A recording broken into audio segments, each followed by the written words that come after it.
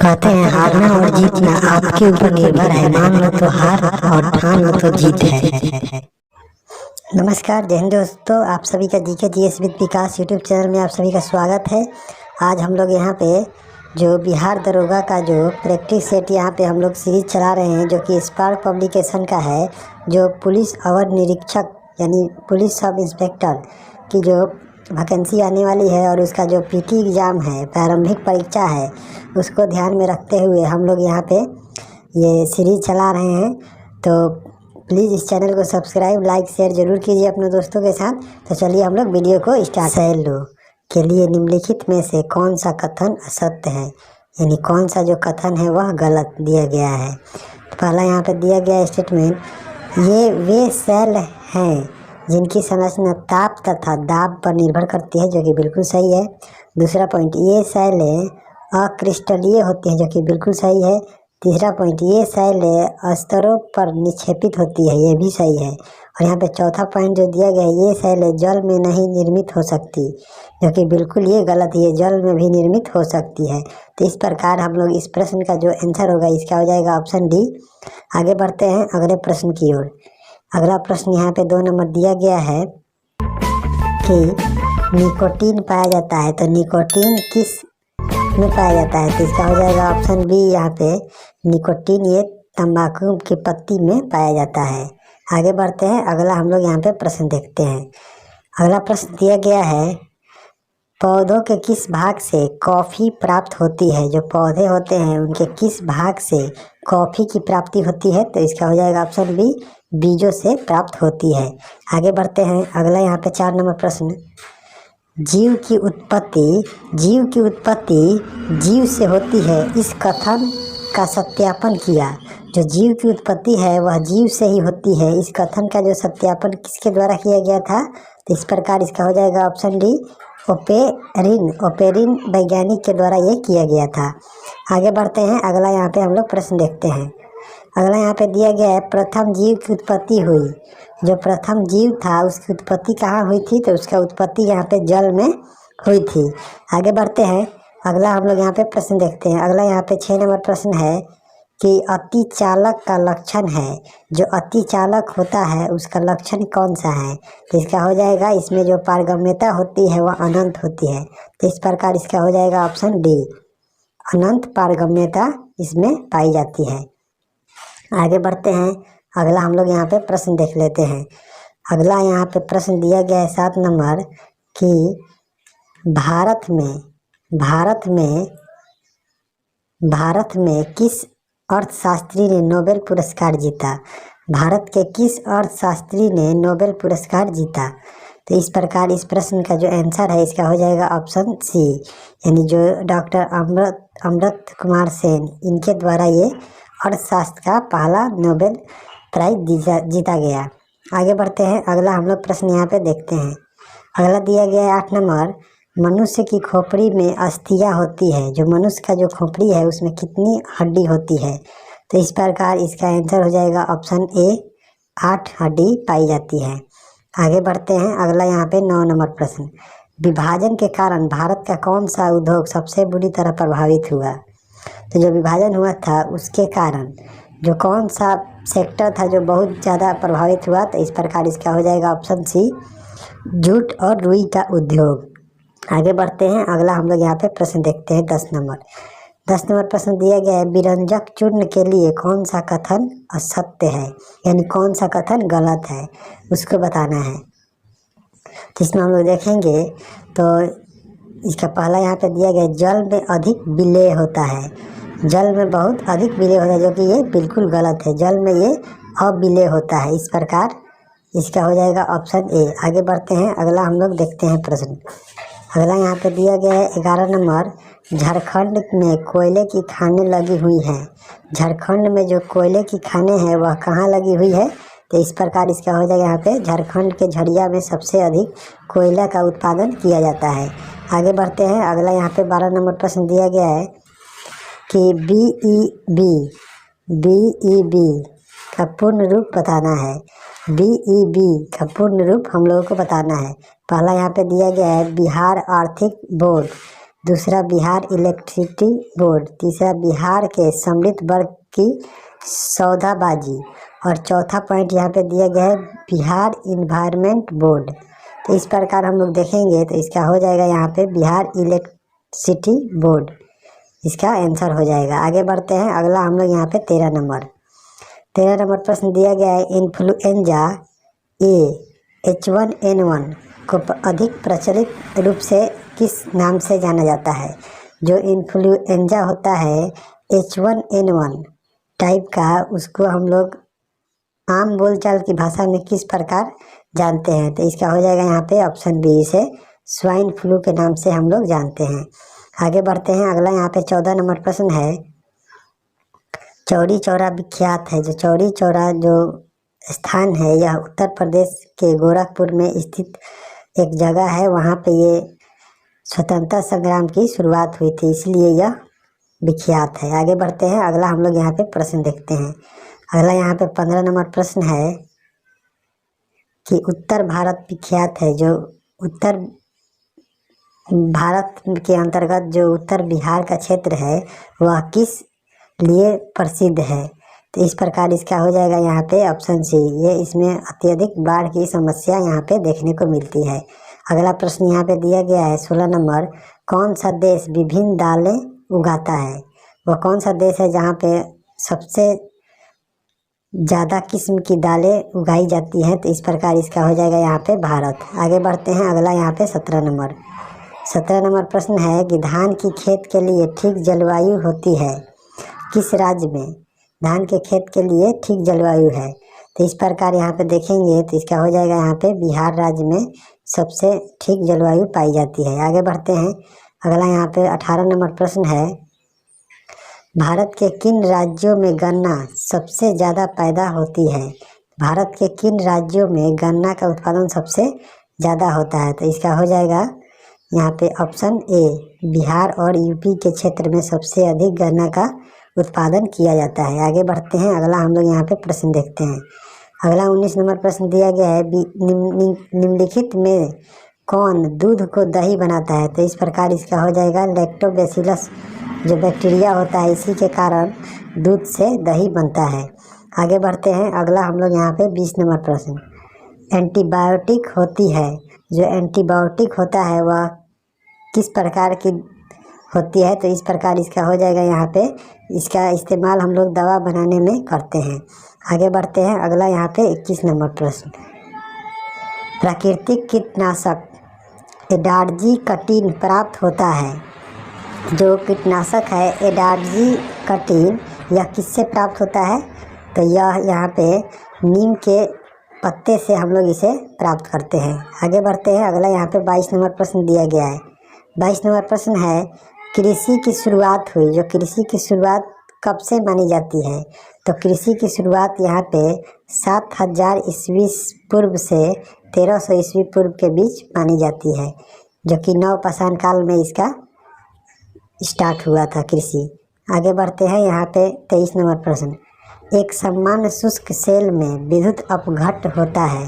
जो एक शुष्क सेल होता है उसमें विद्युत अपघट्ट किसका होता है। तो इस प्रकार इसका हो जाएगा ऑप्शन बी, सल्फ्यूरिक अम्ल का ये अपघटक होता है। आगे बढ़ते हैं, अगला हम लोग यहाँ पे प्रश्न देखते हैं। अगला यहाँ पे 24 नंबर प्रश्न दिया गया है भारत में हरित क्रांति के जन्मदाता हैं। तो भारत में हरित क्रांति के जन्मदाता यहाँ पे MS स्वामीनाथन को माना जाता है। आगे बढ़ते हैं, अगला हम लोग यहाँ पे प्रश्न देखते हैं 25 नंबर प्रश्न है निम्नलिखित में कौन सी बीमारी पर काबू पा लिया गया है। किस बीमारी पर यहाँ पे काबू पा लिया गया है। तो इस प्रकार इसका हो जाएगा ऑप्शन ए, TB ट्यूबरकुलोसिस पर ये पूरी तरह से भारत उन्मूलन कर चुका है। आगे बढ़ते हैं, अगला यहाँ पे 26 नंबर प्रश्न, चेचक के वैक्सीन को सर्वप्रथम किसने तैयार किया था। तो जो चेचक का जो टीका था उसे सर्वप्रथम यहाँ पे लुई डॉक्टर एडवर्ड जेनर के द्वारा इसे तैयार किया गया था। आगे बढ़ते हैं, अगला हम लोग यहाँ पे प्रश्न देखते हैं। अगला प्रश्न है आलू क्या है। तो आलू एक तना का प्रकार है, इसका हो जाएगा ऑप्शन बी। आगे बढ़ते हैं, अगला यहाँ पे 28 नंबर प्रश्न, निम्नलिखित में कौन वायु प्रदूषक नहीं है? कौन वायु प्रदूषक नहीं है? तो इसमें हम लोग देखेंगे तो वायु प्रदूषक कौन इसमें नहीं है। SO2 दिया है, कार्बन डाइऑक्साइड है, कार्बन मोनोऑक्साइड है और DDT है। तो इसमें हम लोग देखेंगे तो इसका हो जाएगा ऑप्शन डी। यहाँ पे जो DDT है या इसका इस्तेमाल हम लोग क्लोरीकरण, जल के शुद्धिकरण में करते हैं। आगे बढ़ते हैं। अगला यहाँ पे प्रश्न दिया गया 29 नंबर।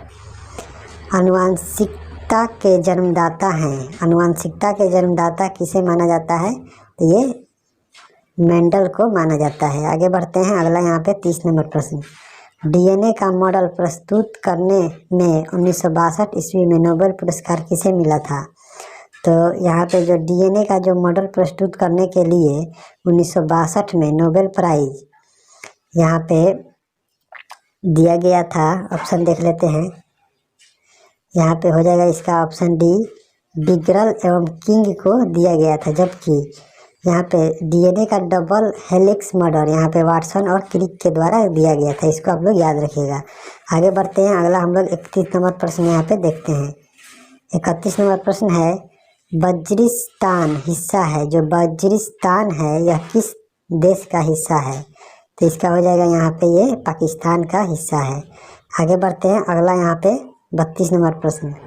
32 नंबर प्रश्न दिया गया है, वियना जो कि ऑस्ट्रिया की राजधानी है, यहाँ पे एक हमले में घायल हुए एक सिख धर्मगुरु का नाम क्या था, जिसके चलते मई 2009 में पंजाब में हिंसा का एक सिलसिला शुरू हो गया था? तो उनका नाम बताना है। तो इसका हो जाएगा यहाँ पे संत निरंजन दास। आगे बढ़ते हैं। अगला हम लोग यहाँ पे प्रश्न देखते हैं 33 नंबर। 33 नंबर प्रश्न है, कब पहली बार नेपाल में गणतंत्र दिवस मनाया गया? तो नेपाल में गणतंत्र दिवस पहली बार कब मनाया गया? तो इसका हो जाएगा यहाँ पे 29 मई 2009 को पहली बार वहाँ पे गणतंत्र दिवस मनाया गया। आगे बढ़ते हैं। अगला यहाँ पे 34 नंबर प्रश्न। 34 नंबर प्रश्न है, 10वीं पंचवर्षीय योजना की अवधि क्या थी? जो 10वीं पंचवर्षीय योजना थी उसका जो टाइम पीरियड था वो कितना था? तो इसका हो जाएगा यहाँ पे 2002 से 2007। आगे बढ़ते हैं। अगला यहाँ पे 35 नंबर प्रश्न है कि 35 नंबर प्रश्न यहाँ पे दिया गया है कि हाल ही में खोजे गए उस उपग्रह का नाम बताएं जो प्लूटो के ही वर्ग एवं क्षेत्र में स्थित है। तो उस ग्रह का यहाँ पे नाम बताना है। तो इस प्रकार इसका हो जाएगा यहाँ पे ऑप्शन डी, हाउमा जो है यह एक प्लूटो के ही तरह सबसे छोटा तारा या ग्रह के रूप में इसे खोजा गया है। आगे बढ़ते हैं। अगला यहाँ पे 36 नंबर प्रश्न। निम्नलिखित में से कौन एक पाकिस्तान का प्रांत नहीं है? तो जो इसमें पाकिस्तान का यहाँ पे आज़ाद कश्मीर है, बलूचिस्तान है, सिंध है, जबकि पंजाब या वहाँ का हिस्सा नहीं है, ये भारत का हिस्सा है। आगे बढ़ते हैं। अगला हम लोग यहाँ पे प्रश्न देखते हैं। अगला यहाँ पे दिया गया है 37 नंबर। मुंबई में हुए 1904 में कांग्रेस अधिवेशन की अध्यक्षता किसने की थी? तो बम्बई में 1904 में जो कांग्रेस का अधिवेशन हुआ था उसकी अध्यक्षता किसके द्वारा किया गया था? तो इस प्रकार इसका हो जाएगा सर हेनरी कॉटन के द्वारा इसकी अध्यक्षता किया गया, जो कि चौथे अंग्रेज व्यक्ति थे। आगे बढ़ते हैं। अगला यहाँ पे हम लोग प्रश्न देखते हैं। अगला यहाँ पे दिया गया है, कुवैत महिलाओं को संसदीय चुनाव में वोट डालने का अधिकार कब प्राप्त हुआ? कुवैत में जो महिलाएं हैं उनको संसदीय चुनाव में वोट डालने का अधिकार सबसे पहले कब प्राप्त हुआ था? तो इसका हो जाएगा यहाँ पे ऑप्शन बी, यहाँ पे 2005 में यह प्राप्त हुआ था महिलाओं को अधिकार। आगे बढ़ते हैं। अगला यहाँ पे 39 नंबर प्रश्न है, लॉर्ड इरविन के द्वारा शारदा कानून कब पारित किया गया था? तो लॉर्ड इरविन जो वायसराय थे उनके द्वारा जो शारदा कानून था इसे वर्ष 1930 में इसे पारित किया गया था। आगे बढ़ते हैं। अगला यहाँ पे 40 नंबर प्रश्न। 40 नंबर प्रश्न है, निम्नलिखित में से किसने मेजनी एवं गैरिबाल्डी की जीवनी उर्दू में लिखकर जनमानस में चेतना उत्पन्न की? इस प्रकार इस प्रश्न का जो आंसर है इसे हो जाएगा सर वीर स्वतंत्रता सेनानी जो थे वीर सावरकर। आगे बढ़ते हैं। अगला हम लोग यहाँ पे प्रश्न देखते हैं। 41 नंबर प्रश्न है, 1906 ईस्वी में किसने वंदे मातरम नामक दैनिक का प्रकाशन प्रारंभ किया था? वंदे मातरम नामक दैनिक एक पत्र था, उसे प्रकाशन किया गया था 1906 में, किसके द्वारा? तो इस प्रकार इसका हो जाएगा ऑप्शन ए, बंकिम चंद्र चट्टोपाध्याय के द्वारा यह प्रारंभ किया गया था। आगे बढ़ते हैं, अगला यहाँ पे 42 नंबर प्रश्न। वह मैथिली लेखक जिसने अपनी आत्मकथा काटेक दरी पार के लिए साहित्य अकादमी सम्मान प्राप्त किया है। तो इसका यहाँ पे ऑप्शन हो जाएगा ये, गोविंद मिश्रा के द्वारा ये काटेक दरी पार का जो उनकी आत्मकथा थी उसके लिए इन्हें साहित्य अकादमी पुरस्कार से सम्मानित किया गया। अगला यहाँ पे प्रश्न दिया गया है 43 नंबर प्रश्न है, उस व्यक्ति का नाम बताइए जिसने स्लम डॉग मिलेनियर फिल्म के निर्माताओं के विरुद्ध उसके गीत दर्शन दो घनश्याम को सूरदास से जोड़ने के कारण पटना की एक अदालत में एक केस दायर किया गया। तो उस व्यक्ति का यहाँ पे नाम हो जाएगा ऑप्शन सी, श्रुति सिंह के द्वारा ये उन्हें किया गया था। आगे बढ़ते हैं, अगला यहाँ पे 44 नंबर प्रश्न है, लॉन्ग वाइल्ड लाइफ सेंचुरी कहाँ स्थित है? तो इस प्रकार इसका हो जाएगा यहाँ पे असम में ये स्थित एक सेंचुरी है। आगे यहाँ पे 45 नंबर प्रश्न दिया गया है कि बिहार में कितने ज़िले हैं? तो बिहार में यहाँ पे 38 ज़िले हैं। 46 नंबर प्रश्न है, निम्नलिखित में से कौन सी डांस शैली मुख्यतः बिहार से जुड़ी हुई है? तो इस प्रकार इसमें हम लोग देखेंगे तो इसका हो जाएगा यहाँ पे ऑप्शन बी, लघुई जो डांस शैली है या लोक नृत्य है यह बिहार से संबंधित है। आगे यहाँ पे बढ़ते हैं, 47 नंबर प्रश्न है, हाजीपुर भारतीय रेल के किस परिक्षेत्र का मुख्यालय है? तो इसका हो जाएगा यहाँ पे हाजीपुर, यहाँ पे जो होगा ये पूर्वी केंद्रीय ईस्ट सेंट्रल रेलवे का ये जोन है। आगे बढ़ते हैं, अगला यहाँ पे 48 नंबर प्रश्न, स्वामी विवेकानंद को राष्ट्रीय आंदोलन का आध्यात्मिक पिता कहकर किसने संबोधित किया था? तो इस प्रकार इसका हम लोग देखेंगे तो इसका हो जाएगा ऑप्शन डी, सुभाष चंद्र बोस के द्वारा उन्हें राष्ट्रीय आंदोलन का आध्यात्मिक पिता कहा गया था। आगे बढ़ते हैं, अगला यहाँ पे 49 नंबर प्रश्न है कि जन जागरण मंच की स्थापना मई 1937 में कहाँ की गई थी? जन जागरण मंच की स्थापना 1937 में कहाँ पे की गई थी? तो इस प्रकार इसका हो जाएगा ये गुजरात के बड़ौदा में इसका स्थापना की गया था। आगे यहाँ पे बढ़ते हैं, अगला हम लोग यहाँ पे अगला प्रश्न है यहाँ पे 50 नंबर की, बंगाली नामक समाचार पत्र के संपादक कौन थे? तो इस प्रकार इसका हो जाएगा ऑप्शन सी, यहाँ पे सुरेंद्र नाथ बनर्जी। आगे बढ़ते हैं, अगला हम लोग यहाँ पे 51 नंबर प्रश्न देखते हैं। 51 नंबर प्रश्न हम लोग का यहाँ पे दिया गया है कि चंद्रगुप्त बसुधी मंदिर कहाँ स्थित है? तो इस प्रकार हम लोग देखेंगे यहाँ पे 51 नंबर प्रश्न का, श्रवण बेलगोला जो कि कर्नाटक में स्थित है, यहाँ पर चंद्रगुप्त बसुधी मंदिर स्थित है। अगला यहाँ पे 52 नंबर प्रश्न है, कथा सरित सागर में उल्लेख है कि महेंद्रादित्य के पुत्र विक्रमादित्य ने हुनों को परास्त किया तथा वह विक्रमादित्य कौन था? तो इस प्रकार यहाँ पे 52 का हो जाएगा, हम लोग देखेंगे तो इस प्रकार इसका हो जाएगा ऑप्शन डी, स्कंदगुप्त विक्रमादित्य ये थे। आगे बढ़ते हैं, अगला यहाँ पे 53 नंबर प्रश्न है कि शहबाजगढ़ी का अशोक का सप्तम शिलालेख किस लिपि में उत्कीर्ण है? शहबाजगढ़ी में जो अशोक का जो 7वां शिलालेख है वह किस लिपि में लिखा गया है? तो इस प्रकार हम लोग देखेंगे तो इसका हो जाएगा ऑप्शन बी, खरोष्टी लिपि में यह लिखित है। आगे बढ़ते हैं, अगला यहाँ पे 54 नंबर प्रश्न है कि त्रिकोणात्मक संघर्ष में मुख्य रूप से भागीदार कौन थे? जो त्रिकोणात्मक जो संघर्ष हुआ था यहाँ पे विजयनगर साम्राज्य को लेकर, तो उसमें कौन कौन से भागीदार थे? तो इसमें हम लोग देखेंगे तो इसमें प्रतिहार वंश के थे और यहाँ पे पाल वंश और राष्ट्रकूट। इस प्रकार इसका हो जाएगा ऑप्शन ए। आगे बढ़ते हैं, अगला हम लोग यहाँ पे प्रश्न देखते हैं। अगला यहाँ पे दिया गया है 55 नंबर प्रश्न, महमूद गजनी किस वंश में उत्पन्न हुआ था? जो महमूद गजनी था वह किस वंश का शासक था? तो इस प्रकार हम लोग देखेंगे तो इसका हो जाएगा ऑप्शन बी, यामिनी वंश का शासक था। अगला यहाँ पे 56 नंबर प्रश्न है, बलबन जिसका शासनकाल 1255 से 1287 के बीच रहा, उसका मूल नाम क्या था? तो उसका मूल नाम यहाँ पे हो जाएगा ऑप्शन सी, बहाउद्दीन इसका मूल नाम था बलबन का।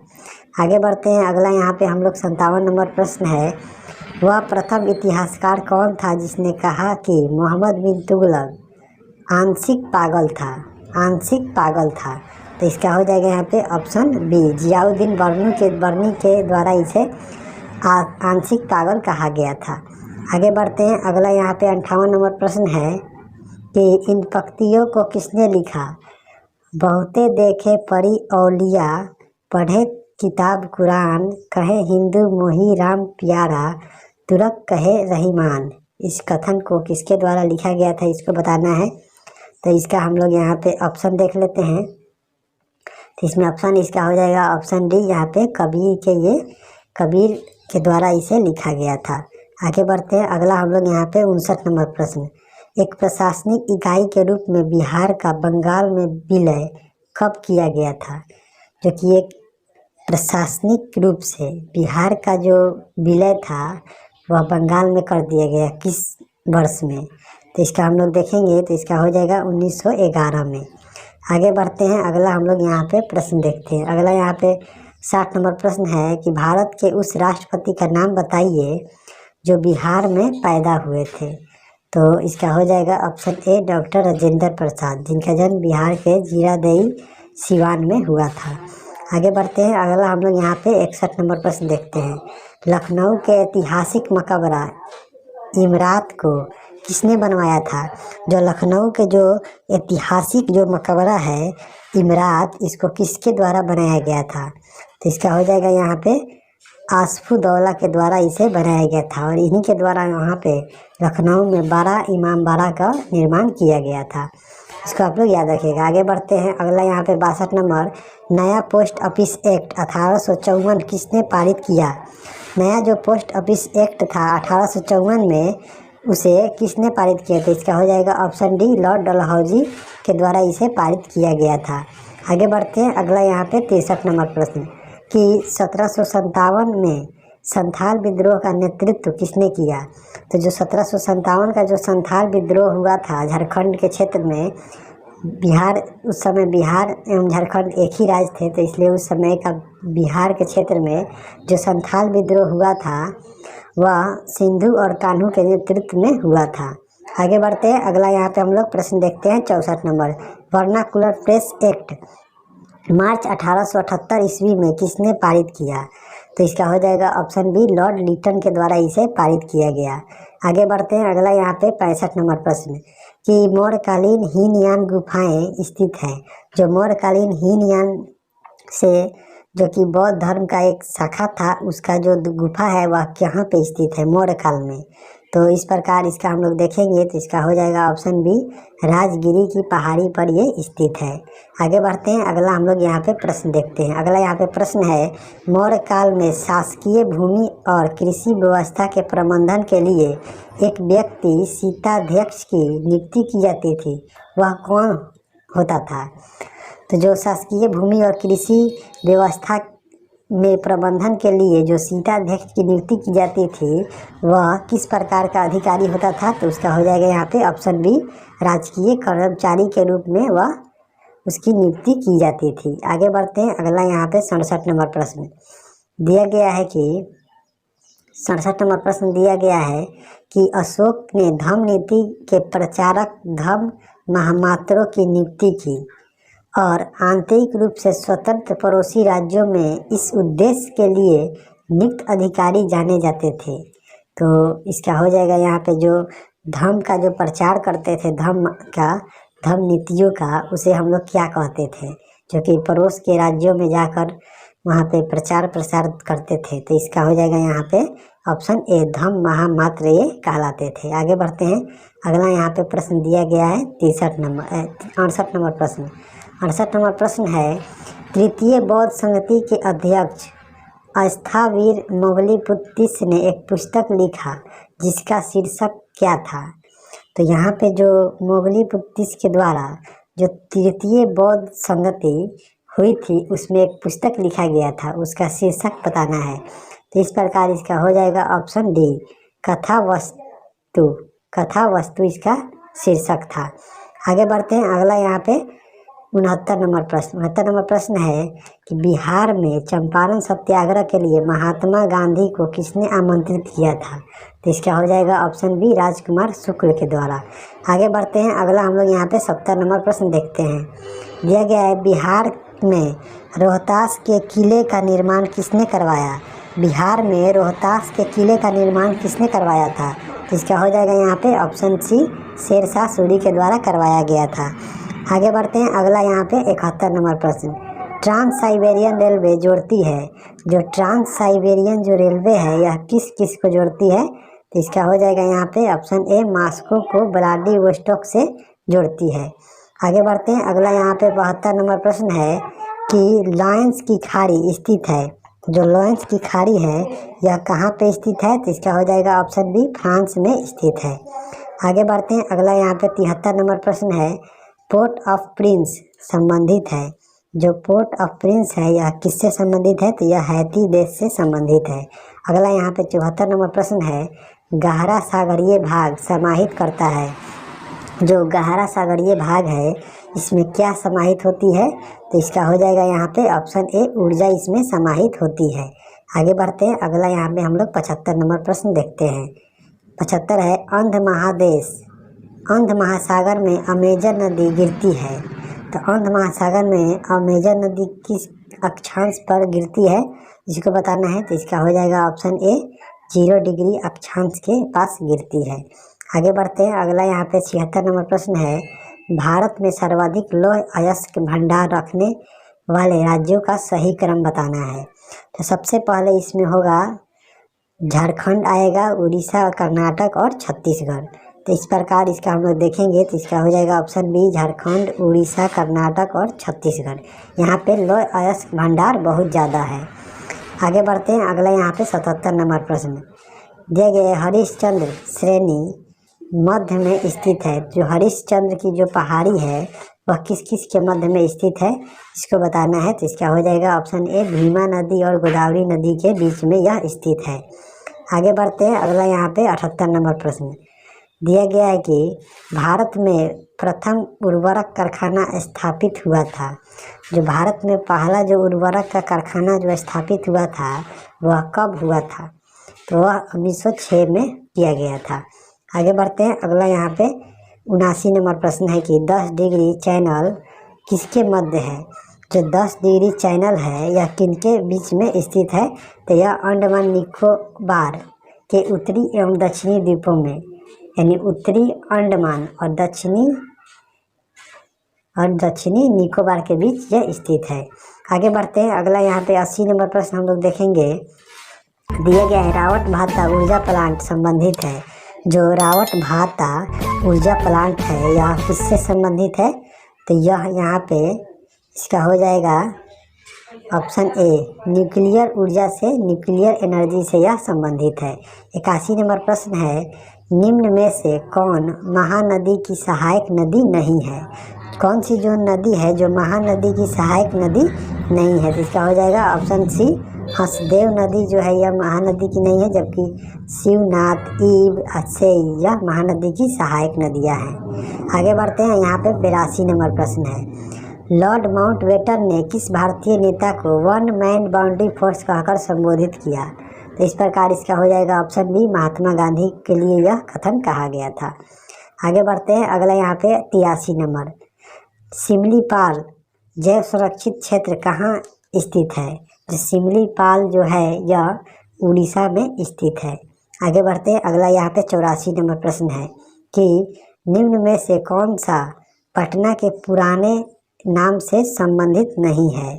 जो पटना का जो पुराना नाम है उससे संबंधित नहीं है। तो इस प्रकार इसका हो जाएगा ऑप्शन डी खासपुर ये नहीं है, जबकि कुसुमपुर पटना का पुराना नाम है, पुष्पपुर और आजिमाबाद। तो इस प्रकार इसका हो जाएगा ऑप्शन डी। आगे बढ़ते हैं, अगला यहाँ पे 85 नंबर प्रश्न है, बिहार का एकमात्र उत्पादक है, बिहार किस चीज़ का सबसे ज़्यादा उत्पादक है? तो इस प्रकार इसका हो जाएगा ऑप्शन सी पाइराइट का सबसे अधिक उत्पादन बिहार में होता है।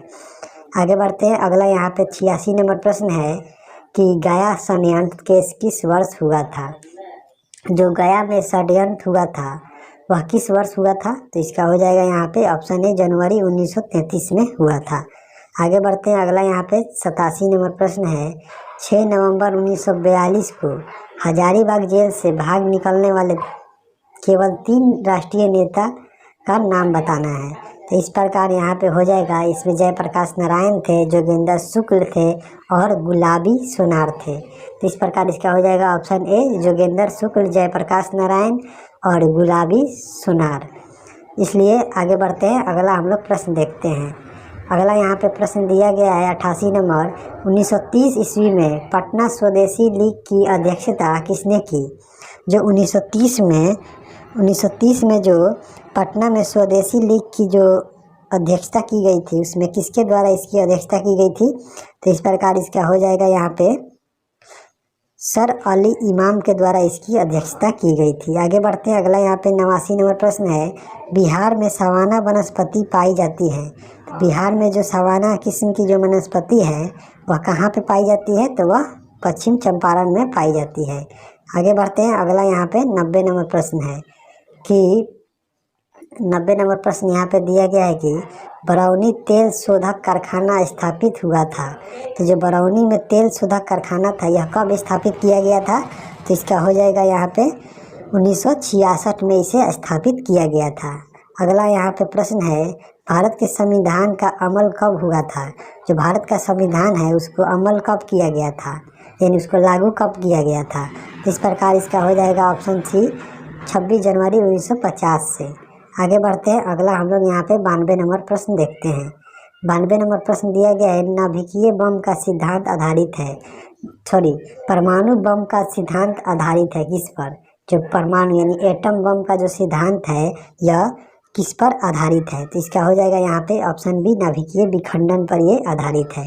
आगे बढ़ते हैं, अगला यहाँ पे प्रश्न है 93 नंबर, भारत का प्रथम अंदाज पत्रक किसने दिया था? जो भारत का प्रथम अंदाज पत्रक जो किसने दिया था? तो इस प्रकार इसका हो जाएगा यहाँ पे टी कृष्णमाचारी के द्वारा यह दिया गया था, जो कि एक प्रारूप समिति के सदस्य थे। आगे बढ़ते हैं, अगला हम लोग यहाँ पे प्रश्न देखते हैं। 94 नंबर प्रश्न है, 14 अग्रसर वाणिज्य बैंकों का राष्ट्रीयकरण कब हुआ? तो इसका हो जाएगा ऑप्शन बी, यहाँ पे 1969 में इंदिरा गांधी के शासनकाल में ये किया गया था। अगला यहाँ पे 95 नंबर प्रश्न है, सुवर्ण अंशुक कानून किसने दिया था?